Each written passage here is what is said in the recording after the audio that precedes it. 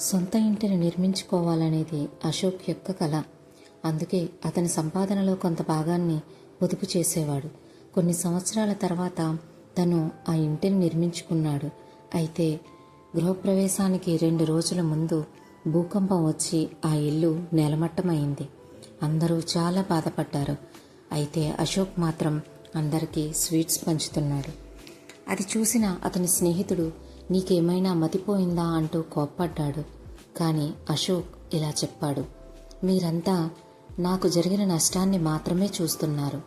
కానీ ఇదే భూకంపం 2 రోజుల తర్వాత వచ్చి ఉండుంటే నేను నా కుటుంబాన్ని కోల్పోయేవాడని. నేను మిగిలి ఉన్న నా కుటుంబం గురించి ఆలోచిస్తున్నాను. అందుకే ఇంత ఆనందంగా ఉన్నాను అని చెప్తాడు. అతని పాజిటివ్ యాటిట్యూడ్కి అక్కడ ఉన్న వాళ్ళందరూ ఆశ్చర్యపోతారు. నేస్తం, కష్టం సుఖం జీవితంలో భాగం.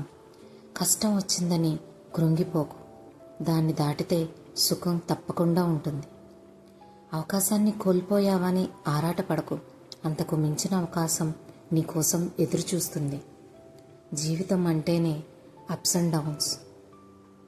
పడిపోయానని అక్కడే నిలిచిపోకు, అంతకు రెట్టింపు ఉత్సాహంతో లేచి నీ గమ్యం వైపు పరిగెత్తు. ఖచ్చితంగా నువ్వు నీ గమ్యాన్ని చేరుకుంటావు. నీ లైఫ్లో నీకు ఉండాల్సింది పాజిటివ్ యాటిట్యూడ్. Be positive. నీ లైఫ్ నీ చేతుల్లోనే ఉంది.